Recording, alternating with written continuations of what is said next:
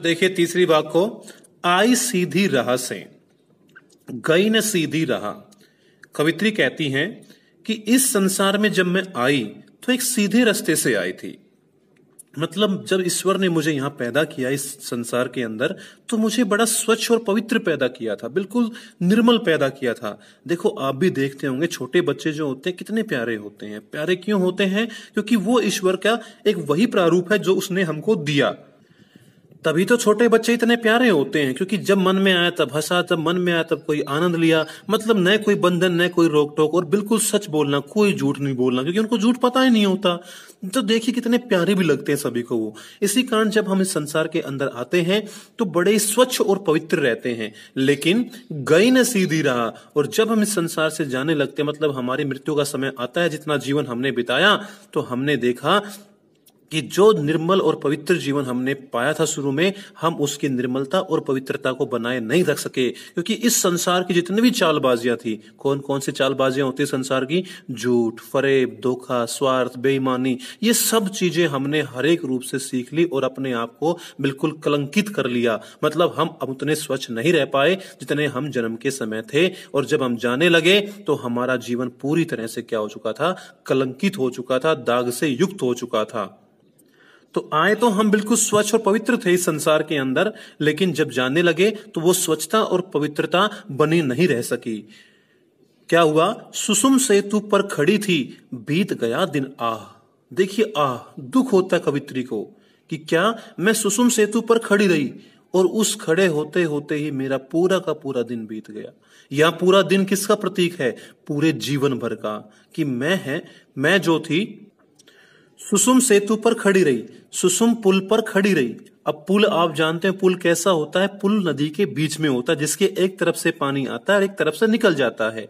और पुल के हमें क्या होता है? या तो इस पार जाना होता है या उस पार जाना होता है। अगर कोई पथिक उसके बीच में खड़ा रह हो जाए और वो निर्णय ही नहीं कर पाए कि मैं इस पार जाऊं या उस पार, तो क्या होता है कि जो पानी होता है वो तो गुजर जाता है। तो नीचे का जो पानी होता है वो तो समय का प्रतीक होता है, कि वो तो चलता रहता है, वो नहीं रुकने वाला। ऊपर का इंसान जो होता है उसको निर्णय लेना होता है कि वो इस पार जाए या उस पार। तो सुषुम जो होता है ये सुषुम्ना नाड़ी होती है। देखो जो साधु लोग होते हैं वो बड़ी कठिन तपस्या करते हैं, हठ साधना करते हैं, जिद्द वाली साधना करते हैं। और जिद्द साधना के 3 रूप होते हैं, उसमें से सुषुम्ना नाड़ी जो होती है वो सबसे पहली होती है। मतलब सुषुम्न जो होता है वो हमारे मध्य भाग होता है, हमारे शरीर का मध्य भाग। कहां से? अगर हम अपनी नाक देखें तो नाक के जो 2 हमारे छेद हैं उनके बीच में जो हमारी खाल होती है, इसको सुषुम्ना नाड़ी का केंद्र बोलते हैं। ठीक है, यही जो होता है हमारे शरीर को पूर्ण रूप से 2 हिस्सों में बांटता है, कि इधर वाला आधा हिस्सा और उधर वाला है आधा हिस्सा। तो मतलब ये सुषुम जो यहाँ प्रतीक है, किसका प्रतीक है? मध्यस्थता का, बीच का, कि बीच में खड़ी रही सेतु पर, कि मैं पुल के बीच में खड़ी रही, निर्णय नहीं कर पाई कि मैं इधर जाऊं या उधर जाऊं, क्योंकि एक तरफ तो ईश्वर की भक्ति थी और दूसरी तरफ सांसारिक लोभ लालच मोह माया थी जो हमें दिखती भी हैं। और वो निर्णय नहीं कर पाई कि मैं ईश्वर की तरफ जाऊं या इन सांसारिक चीजों का प्रयोग करूं। और इसी निर्णय न कर पाने के चक्कर में, इसी सोच विचार में बीत गया दिन आह। पूरा का पूरा उसका जीवन व्यर्थ ही चला गया। वो निर्णय ही नहीं कर पाई कि मुझे क्या करना है। कुल मिला के ना तो वो ईश्वर की भक्ति कर पाई और सांसारिक चीजों का प्रयोग भी ईश्वर के डर के कारण पूर्ण रूप से नहीं कर पाई। तो कुल मिलाकर के वो असमंजस की स्थिति में उसने अपना पूरा का पूरा जो जीवन था वो क्या कर दिया? बिता दिया। और उसको बड़ा दुख होता है इस चीज का कि मैंने ये जीवन खो दिया। अब कहती है जेब टटोली, कि जब मैंने अपनी जेब को देखा, कौड़ी न पाई, उसमें कुछ भी पैसा नहीं मिला। कौड़ी क्या होता है? पैसा। आपने मुहावरे सुना होगा, पहले मतलब बहुत से मुहावरे होते थे, उनके अंदर ये प्रयोग होता था। कौड़ी जो होता है एक पैसे का बहुत ही निम्न स्वरूप होता है। देखो एक बात कहते हैं हम कि इसकी बात तो 2 कौड़ी की भी नहीं है, मतलब थोड़ी सी वैल्यू की भी नहीं है, थोड़ा भी मूल्य उसका नहीं है। तो कौड़ी यहाँ पर जो है वो पैसे का प्रतीक है, लेकिन बहुत निम्न श्रेणी। लेकिन जब कवित्री कहती कि मैंने अपनी जेब को टटोला, खोजा, तो उसमें कौड़ी भी ना पाई, कि उसमें तो फूटी कौड़ी भी ना मिली। यहां पर जेब का तात्पर्य क्या है बच्चों? जेब का तात्पर्य है उसका जीवन, कि जब मैंने अपने पिछले बीते हुए जीवन को देखा, उसका मतलब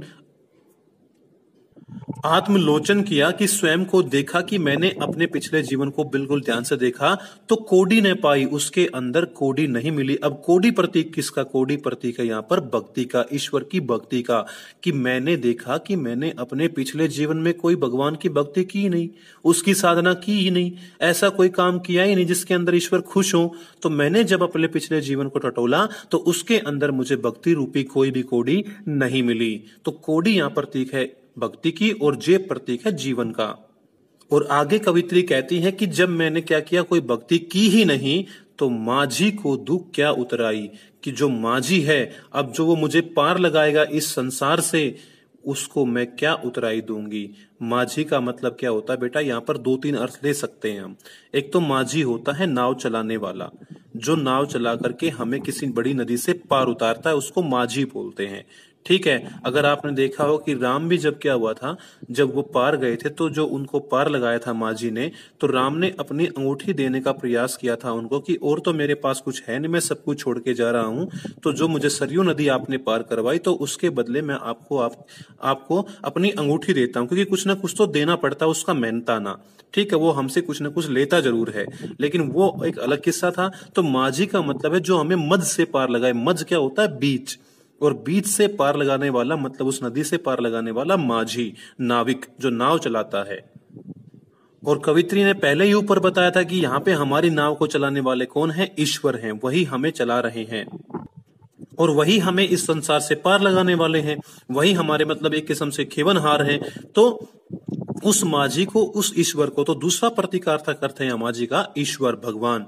माझी को दूं क्या उतराई, क्या उतारने के बदले, उतराई मतलब मोक्ष प्राप्ति, इस संसार से पार लगाने के बदले, इस संसारी झंझटों से मुक्ति दिलाने के बदले मैं उसको क्या दूंगी। क्योंकि जो माझी होता है जब वो पार लगाता है तो वो हमसे कुछ ना कुछ पैसा मांगता है, कोई ना कोई चीज मांगता है, तभी तो हमें लेके पार करवाएगा वो उस चीज से, नदी से या सागर से, किसी भी चीज से। लेकिन अगर हमारे पास पैसा ही नहीं है तो वो हमें पार क्यों लगाएगा। सेम ऐसे ही कवित्री कहती है कि मैंने तो जीवन में कोई भक्ति की ही नहीं, और ईश्वर को तो पैसा थोड़ी चाहिए, उसको तो यही देखना होता है कि किस व्यक्ति ने भक्ति की और किसने नहीं की। और मैंने देखा कि पिछले जीवन में मैंने कोई भी भक्ति नहीं की, और अब जब ईश्वर मुझसे पार उतारने के बदले भक्ति रूपी कोड़ी मांगेगा तो मैं उसको क्या दूंगी, क्योंकि मेरे पास तो कुछ भी नहीं है, अर्थात मेरा पार लग पाना अब संभव नहीं है, मुझे मोक्ष प्राप्ति नहीं हो सकती, क्योंकि मैंने अपना पूरा जीवन व्यर्थ की चीजों में गुजार दिया, ईश्वर की भक्ति की ही नहीं, अब मुझे मोक्ष मिलना संभव नहीं है। तो इस कारण इस प्यारे के अंदर कवित्री जो है उसके पूरे के पूरे दुख को दर्शाया गया कि उसे इस बात का पूरा दुख है कि वो इस संपूर्ण जीवन के अंदर केवल उलझनों के अंदर फंस करके उसने अपना पूरा जीवन बिता दिया और उसने ईश्वर की भक्ति नहीं की। और अब वो मोक्ष कैसे पाएगी, क्योंकि मोक्ष के बदले ईश्वर क्या मांगते हैं हमसे? भक्ति मांगते हैं, और वो हमने की ही नहीं, तो अब वो हमें कैसे पार लगाएंगे। तो बात समझ में आई। यहाँ पर हर चीज किसी न किसी चीज का प्रतीक है, जैसे जेब जो था हमारे जीवन का, कोडी जो था भक्ति का, माझी जो है ईश्वर का, और उतराई जो अपने आप में मोक्ष का। तो फिर देख लीजिए एक बार इस पूरे पैरे को। कहती थी कि आई सीधी राह से, कि जब मैं यहाँ पर आई संसार के अंदर तो बड़ी स्वच्छ और निर्मल आई थी, लेकिन जब मैं यहाँ से जाने लगी तो मैं सीधी राह पर नहीं रह पाई, अर्थात मैं अपनी पवित्रता को, अपनी स्वच्छता को बरकरार नहीं रख सकी।